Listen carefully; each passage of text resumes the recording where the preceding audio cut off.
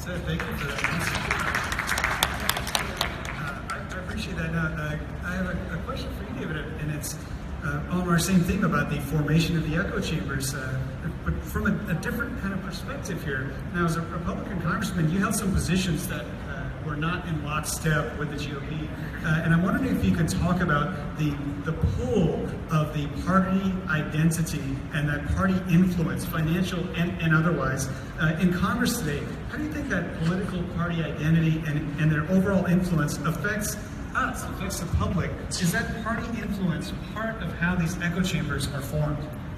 Without a doubt, and if I could just speak for everybody in the audience, I think Patrick and I should just walk away, because the brilliance we've just heard in the past 10 minutes, I mean, this is exactly right. This is the world in which, this is the world in which we're living on social media, David. No, but look, from the science of confirmation bias to where we are going in today's politics, this panel right now has turned into something that kind of burdens all of us. And what you just injected in the last question is the real life political structure that rigs the system towards special interest and money and tribalism. And so to your very specific question about how do you strike out independently, there is no infrastructure to support somebody who strikes an independent tone from their party.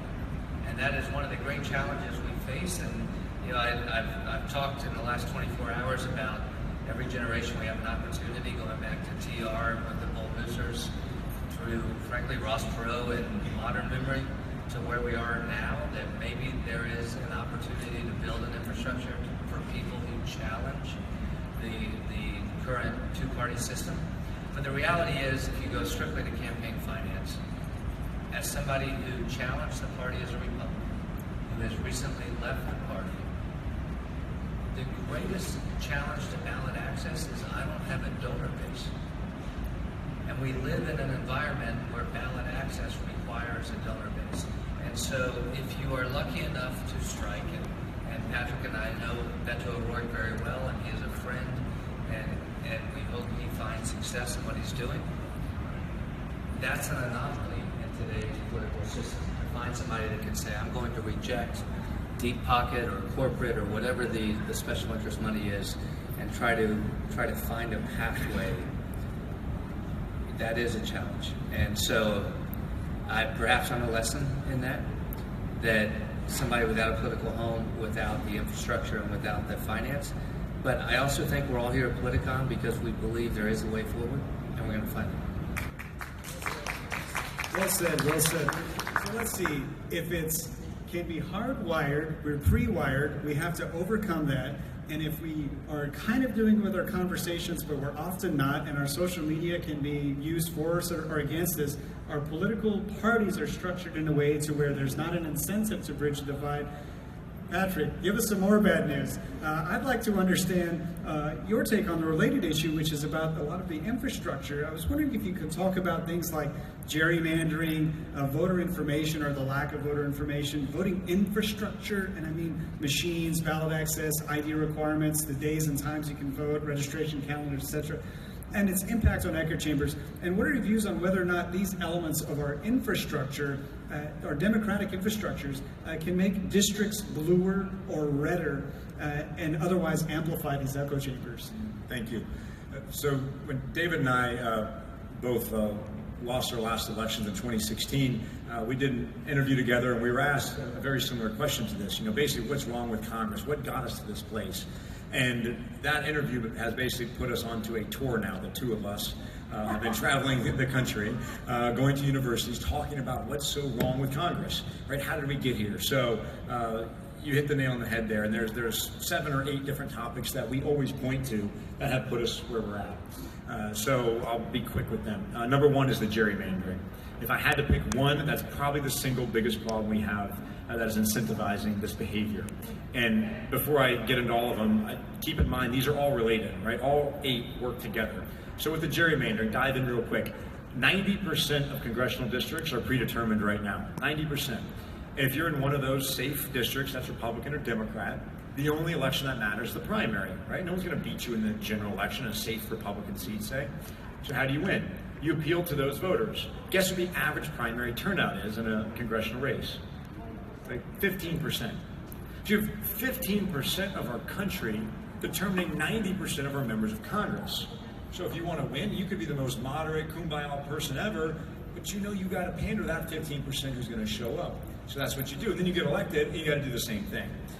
Number two, you can make a good argument to the money, right? And that gets to some of the infrastructure, problems you're talking about with so many outside groups or citizens united, billions and billions of dollars pouring into our election system. Then the third is media. And this is perhaps the toughest one to address because we are becoming more polarized, and the more liberal or conservative you are, the more likely you're going to be to get on MSNBC or get on Fox or whatever it might be, or get a bunch of followers online.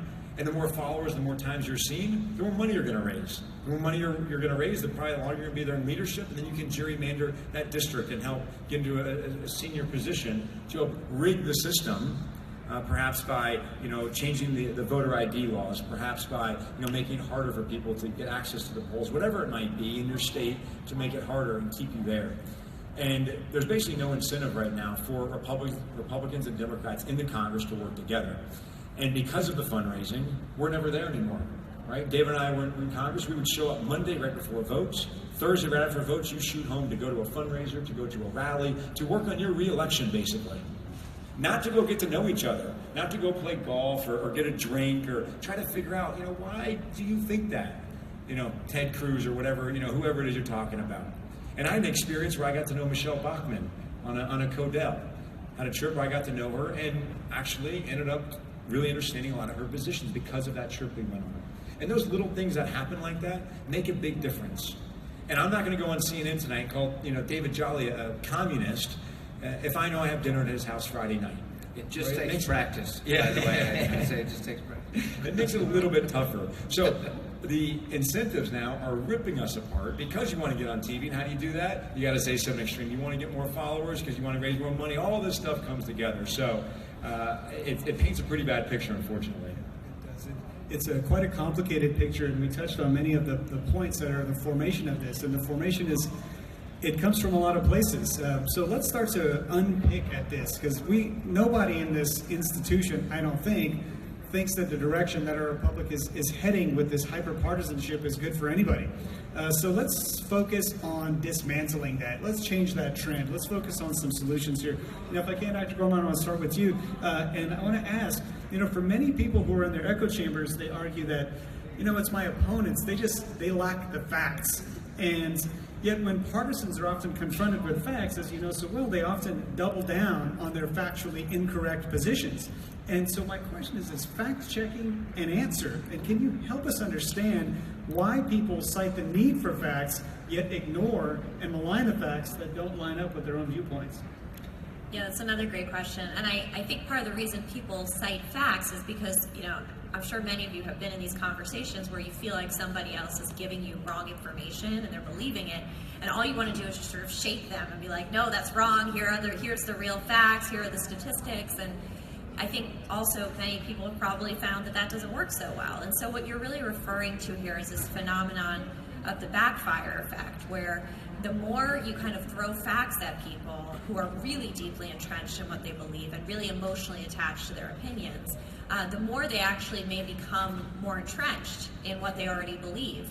And it seems kind of counterintuitive, because why are you not hearing what I'm saying? And it goes back to what I said earlier about confirmation bias, where you're the part of your brain that can process what somebody is actually saying to you, and the more complex it is, the harder it is to do this. That part of your brain has already sort of been shut down because you've been approached by this idea that, oh, you're wrong, and here are all the facts. And so you're in this amygdala, this part of your brain that's really, really scared and just putting out all these emotions. That's where you really are, and you're not thinking it through. So you're not hearing what the other person is saying, and you're also coming up with counter arguments. So the more you hear what's opposite to what you believe, the more you're coming up with counter arguments, and the more you're believing your original view. So I think that's really why that happens. And one of the things we often see is that people say, well, why don't we just put in someone's Twitter feed like all the things that are opposite to what they believe? You know, let's put in all the facts and what we think is really the truth, and then they'll see that and change their minds. And that doesn't work so well, partially because you know, we think that just sort of having that exposure is useful, but it kind of depends on the context and how you're approached with those facts. And if they're just randomly put in front of you, it's not going to necessarily change your mind, and in fact, it might make you more entrenched. Wow, well that's sorry to depress that's everybody. upsetting, right? Okay, well then let's take it a different direction. So now, David and Patrick, you had a very unique experience in that you were considering running for major elected positions jointly and from opposing parties. And did you hear people booing or cheering for that bipartisan campaign? And how did your experience through that process inform your views today about bridging divides? I'll direct it to you first, Patrick. Do you think it's more or less likely for us to bridge these divides based on your experience in this campaign? So when we were thinking about it, it was May of this year, and again, it was a Democrat and a Republican coming together to run for governor and lieutenant governor in Florida. That really hasn't been done. And the thought was, forget the extremes of both sides. At the end of the day, David and I probably agree at 80-90% of the issues. We're going to go out there and talk about that. We're going to focus on that. And that 10-20%, we'll get to that later. Let's go get some stuff done. And let's prove to the state of Florida, to the country, that our two parties can get along. And it felt really good at the time because we were getting phone calls and emails from all of our supporters back to the sort of confirmation bias, that group of people. Yeah, you got to do this. It's going to be great. We're going to help you out with this and that. And we felt really good. In hindsight, I think we would have come in last place.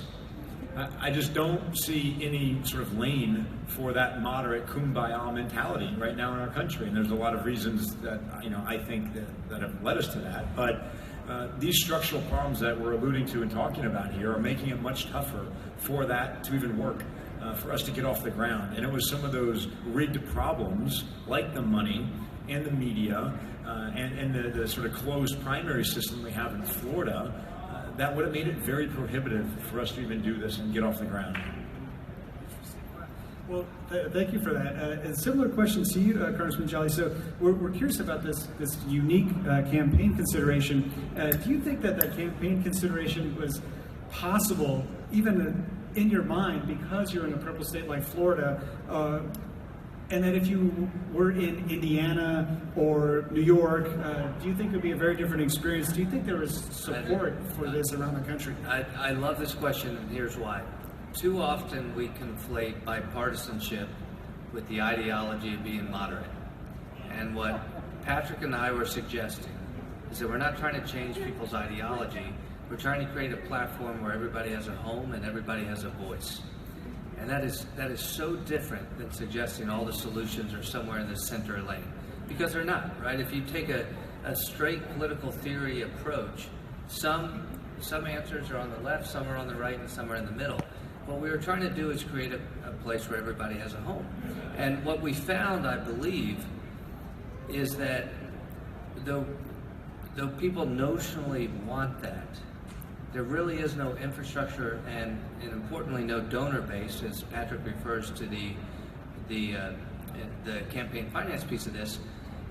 That is very strategically important from an infrastructure standpoint. So think about branding, right? I mean, if you look at the reality that I ran a $15 million congressional race, Patrick ran a $15 million congressional race, you're looking at the Gillum DeSantis race, the Nelson Scott race, those are $100 million races in the state of Florida.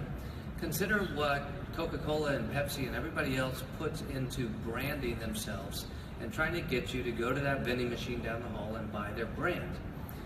If we were to try to get somebody to buy the brand where everybody has a home, where it doesn't matter your ideology, but you're safe with us, you need a donor base for that.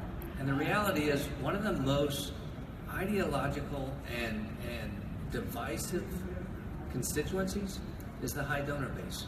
Right? Progressives are bought in, the very high dollar, billion-dollar progressives are bought into their ideology.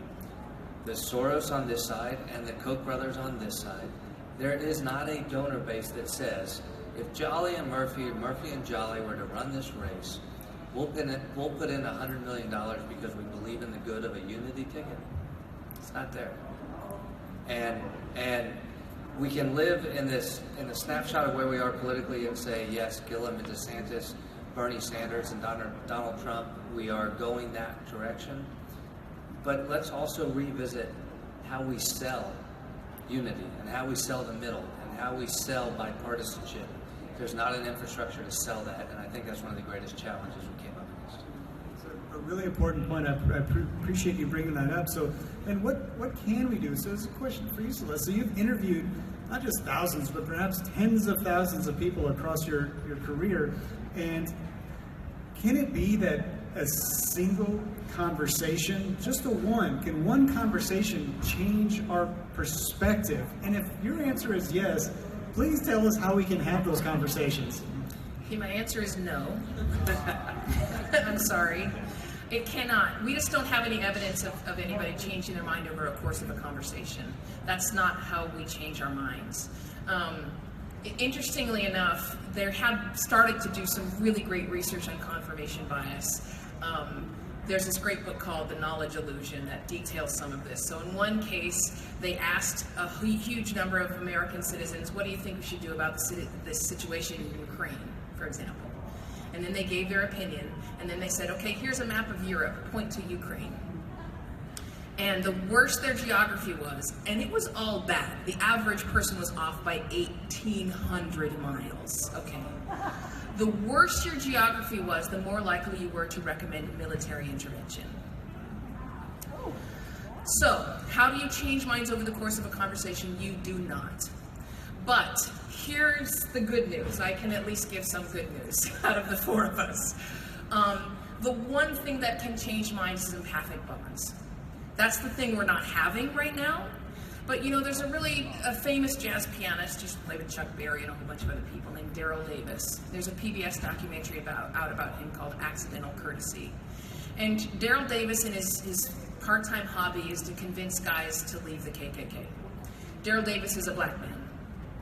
He is so successful at this that he basically dismantled the KKK operation in the state of Maryland. And everyone asks him, what do you say to them? How do you convince them to change their minds? And he says, I don't say anything to them. He says, I tell them to talk about themselves. And he says, and this is really important, he says, by actively listening to them, I am passively teaching them about myself. And sometimes people just want to be heard. He didn't change their minds over a course of a conversation. He created a human bond between two people who are not, their identity is not the same as their political party. And this is one of the ways that you can do this, is, you know, if you meet someone who has a Make America Great Again hat on, or a Bernie Sanders t-shirt on, that doesn't mean you're gonna disagree on everything. I often play what I call the common game. Well, I'll say, okay, in 3 to 5 questions I bet you I can find something we have in common. And it's usually like tacos or dogs. But you have something in common with that person. Find it and talk about that. You don't have to argue about the thing you don't agree on. Thank you for that. I needed that. Okay. There's some room for progress here. So let me ask then about, there's a little bit of pushback. You know, we're here because we think that this notion of bridging divides is a good thing, but there's some people who don't. And my question is directed to you, Patrick, on this point. There's a panel that's coming up later today about why certain communities in America they're beyond the call for civility. They say civility is polite, it's soft, it's ineffective.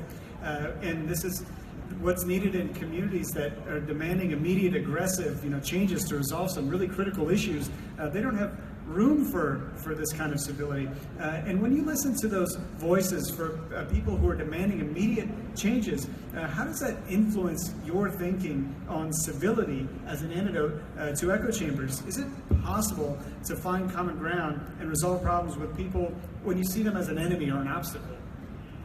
Of course, it's much tougher to do that, but I don't know the psychology of this. I'd be interested in maybe Sarah or Celeste's opinion, of course David's too, but it seems, the experts, right? It seems a lot of people like the confrontation right nowadays, and not to point, fingers here, but just watching some of the, interactions in the last couple of days here, people like that conflict more than they want to go up to someone and say, hey, let's go have this conversation about what we have in common. And when you look at Twitter and you look at, any candidate's sort of social media and the comments that are made, very few are, hey, great job, Patrick, really, great job in the environment, what you did to fight for it. It's the trolls, right? That's where the energy is. So I don't know what's driving that, what's behind that, but there is a lot of anger out there. And a lot of people are very frustrated, and perhaps rightfully so, right? You look at the facts of the middle class not having a raise in over 20 years now. You look at the growing inequality in our country. Look at technology. Look at immigration. Look at all these different factors that are leading to a lot of anger and some very necessary changes.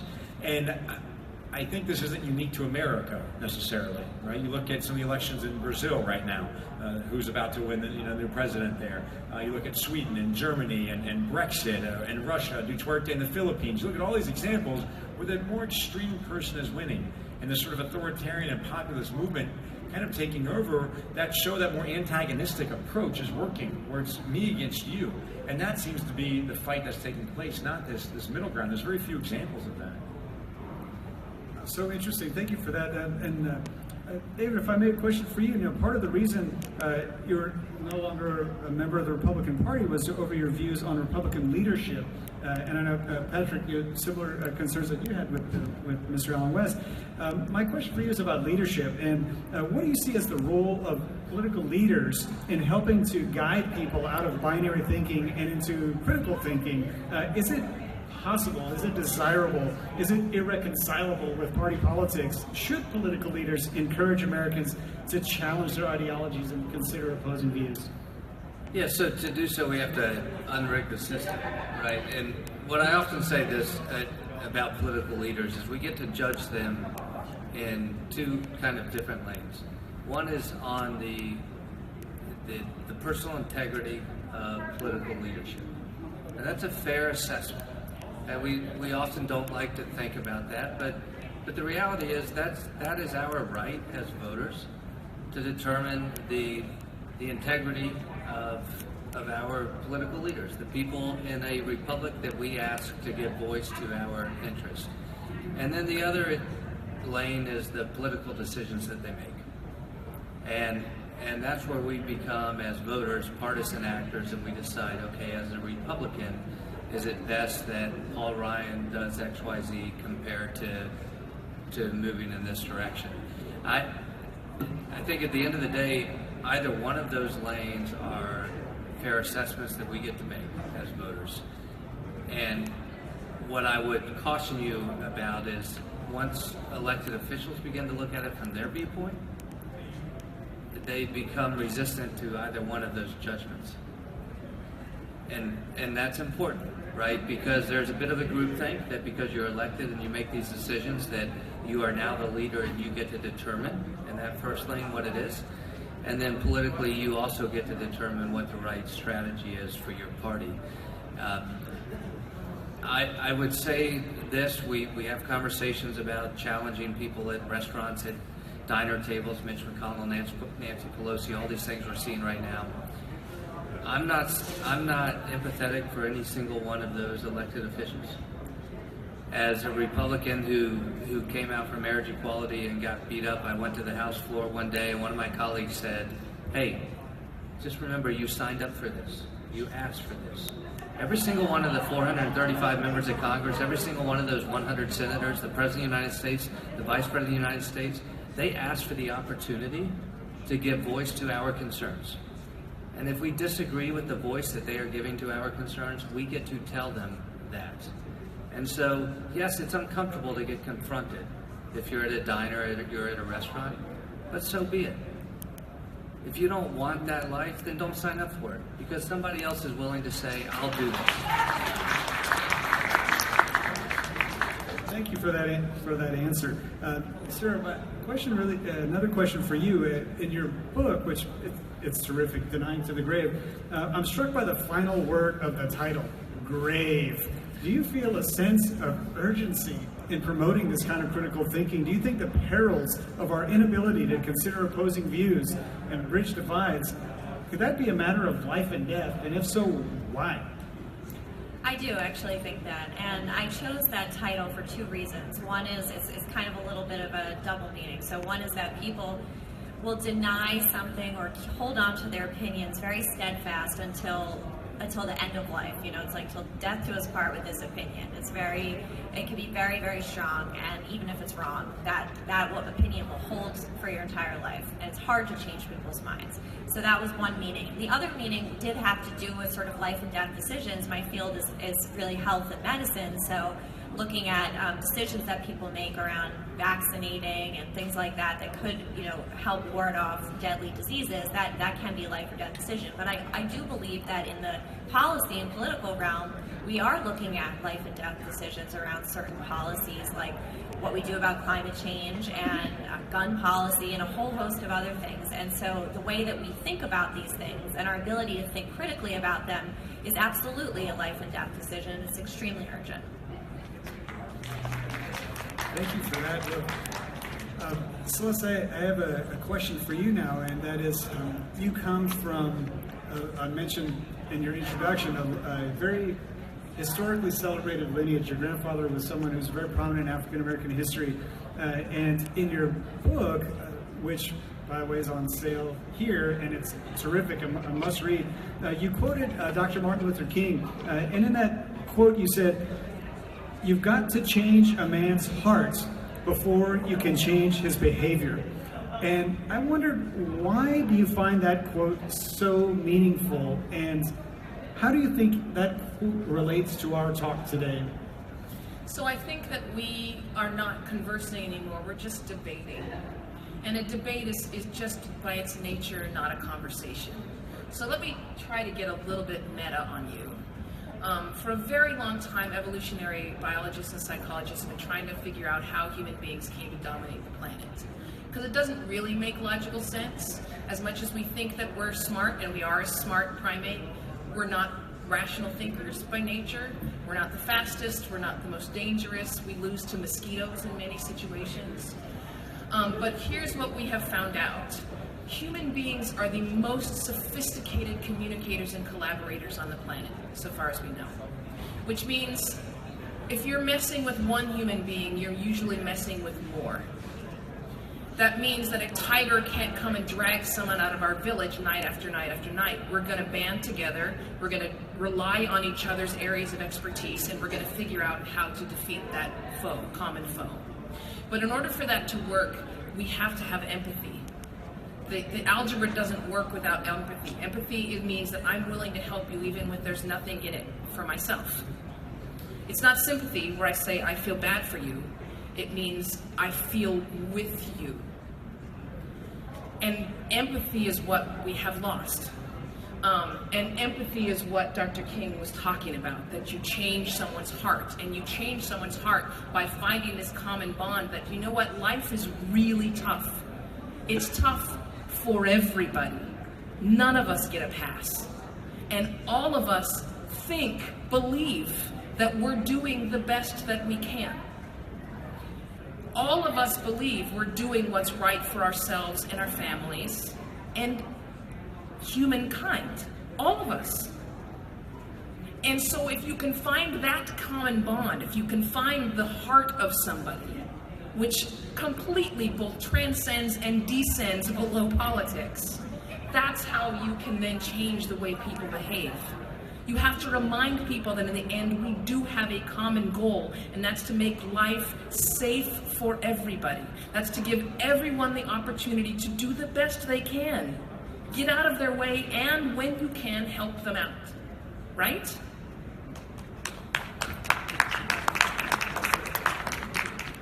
So I'm going to try to wrap up what I think we learned today, which is we got to unrig the system, right? We got to create incentives for being able to bridge the divides and make that meaningful. That includes political parties, that includes political infrastructure. We need to have an awareness of our pre-wired disposition so we know what it is that we are overcoming. We need to use empathic dialogue. And that means not just compassion, but empathy, and that's different. And we need to think about people like Daryl Davis when we have those conversations. We need to consider opposing views and consider it with an open heart and with critical thinking in our minds and celebrate our common humanity. Is that for kumbaya? Okay, so that said, you folks have heard from an amazing panel, but we haven't heard from you. I wonder if anyone in the room has got a question. Yes, please, in the front row. If you tell me, I'll repeat it. Oh, she's bringing you a mic. Thank you all for this great conversation and your great questions. I wanted to ask, as we're at this extreme polarized time, do you think as everything is cyclical in life that we eventually will swing to a polar opposite of where we are now? As it's just a life tenet. So do you think it's possible, or is it the Thomas Friedman school of thought that we have arrived at this point in our history through this technology and everything moving so fast that we're becoming more tribal because we're so fearful of the future? So kind of which end do you think will unfold? Can I give a layperson's answer relevant to history on this? And it's nothing more than just kind of where your gut is. So what I choose to believe are kind of the patterns of history. If you go back 100 years, every generation we see this disruption. So start with Teddy Roosevelt and the Bull Moose, who was the President of the United States, who said, I'm going to leave and I'm going to start a third party around the 1912 time period. And then 20 years later, we end up in Depression-era politics where we need kind of a strong man, strong executive, strong federal government. And then lo and behold, we say, you know what, we don't want a 4-term president. And so as voters, we say, we're going to enact a constitutional amendment to say we only want presidents to serve 2 terms. And then fast forward another 20, 25 years, we end up in Watergate. And then we end up in the Ross Perot election of '92. Where before he dropped out, he was a viable third-party candidate.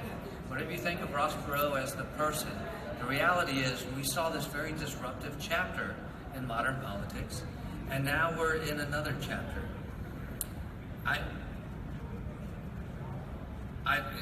Just David Jolly, personal belief here, I think we're in a window where it's not tribalism, it's not 2 parties. I think there's an opportunity.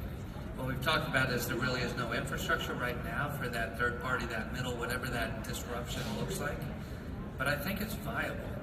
And I think in today's world of very high money politics, all it takes is a couple of actors to say, I'm willing to disrupt it in a way that's different than the way Donald Trump disrupted it. And I think we're going to know that in the next 18 months. I really think we're going to know that. And it's one of the reasons we're all here, I personally. Can I be the doomsayer here? So I look back not at the past 100 years, which is a blip in the history of time, right? But more on going back to the origins of Homo sapiens. If you look back at that, we're not cyclical. There's nothing that necessarily says we're going to swing progressive to conservative. That's such recent history, we don't even have enough of it to know if there's such a thing as a cycle. But we're living in the modern cycle. I think you're right. Yes. I'm agreeing with you. Yes. I'm agreeing with you, but we are living in I'm a just saying the 100-year modern cycle. cycle is too short for us to say anything about it. It's too short. I mean, at this point, Noam Chomsky said we don't even know at this point if human beings are a viable species because we're so self-destructive. I mean, we have to choose for ourselves. And to my mind, what we are is not the cycle of Donald Trump. We're in the cycle of the industrial age. That's where it really started 250 years ago. That's when modern society decided that our views of economy shouldn't be judged by fairness, but that our views of fairness will be judged by our economy. That's where we are. And so I don't see that as progressive to conservative. I see that as just money. Interesting. Okay, we have a couple more questions. Yes, sir, go ahead. Hi, my name is Spencer. I'm pretty on the right, I guess you'll say. But my question is, how can you really find empathy with a person? How can you really like understand what other people are going through when you enter into a conversation, and one of the very first things people say, because they make assumptions about you, is that you're like a racist or bigoted. Because you're wearing a Make America Great Again hat? And exactly. So how can you really find empathy with other people when you try to talk with them, you know, across the aisle, when people run into these hot button issues and phrases they want to. So let's be real here for a second. You're a black guy and you're wearing a Make America Great Again hat, which is totally a right, it is totally okay. But if you want to have empathic conversations, you should probably take the hat off. The same way that you're going to make assumptions about someone wearing a Bernie Sanders shirt, right? Because they're making a statement. It's like the bumper stickers that people put on their cars. You're in control of some of that based on what you choose to present to the world. So if you want to have more of those conversations, leave the hat at home. Okay, So that's okay. the first thing. So can I disagree with that? Can I? Yeah. Let me disagree with that from this perspective, because I have an unusual path. I've worked with the United States Congress for 20 years. I believe in the United States Congress, and when I finally became a member, I was very disruptive, and I challenged both parties. I really did.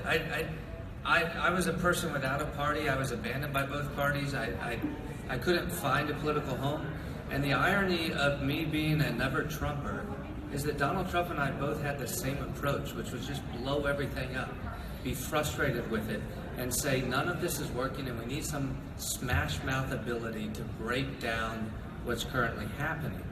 And so I do think there is a lane of Trumpism politics that realizes the conventions that we have subscribed to are not appropriate to get us where we need to go forward. I'm gonna, So let me finish. okay, no. But that is different. That is different. That is different than. No, let me finish what I was saying before, because it might. Actually, no. Let me finish, No, please, if I could. Can I please finish? No. Because I have to finish what I was saying originally. No, I got it. Okay. This is why Donald Trump won, right here. No. This is why Donald Trump won, right? No. And I did not vote for Donald Trump, but this is why he won. This moment right here. Let me finish what I was saying before, and then we can go back to your interruption. So, if you want to have It was not my interruption, but go ahead. Okay. I normally don't wear this hat. No, this has nothing to do with the hat. I'm an independent. I don't have feelings either this way or that way about the hat. We're talking about how do you have empathic conversations, right? So what you're trying to find is common ground, and you know that the odds are stacked against you. So what you want to do, there's this, I don't know if you've ever read the blog Shit My Dad Says. So he records the thing his dad says. And one of the things that his dad says is actually quite brilliant. He says, if you're going to have a great day at the park, don't put your picnic right next to the only pile of dog poop. Which means, go have that conversation about something other than your hat. Have the conversation about something else. And then you find that empathic bond. Then you might be able to move on to the politics in a way that has more understanding built into it. Then they will see you not as an enemy, but as another human being who found a different path. Okay, sorry, Dave. No, I actually don't have anything to say because that proves my point. Well, you're saying don't antagonize your audience, and I think you're agreeing that don't antagonize your audience is probably a good start. And you're adding some nuance to it, Congressman Jolly, which I absolutely appreciate, because we do need to be able to have conversations with the person wearing the MAGA hat anyways. We need to have both of those conversations. It may be a little tougher, but that doesn't mean that we don't want to try to bridge all those divides. They're all very important. I think we have just about 1 minute left here, and I do want to mention this. So I'm here. This session is called Procon.org Presents. I just want to briefly tell you what Procon.org is an organization, nonprofit, educational, public charity that presents the pro and the con research on controversial issues, from gun control to death penalty to whatever you can think of. It's on this free website for people to look at both sides and draw their own informed conclusions. It exists for public consumption. It exists and it serves 25 million people a year. I encourage everybody to go and check it out and to use that information to at least understand what the other side is thinking, because if we can't have those conversations in person, then at least read what the other side says so that we can at least learn what they think and help develop that type of empathy.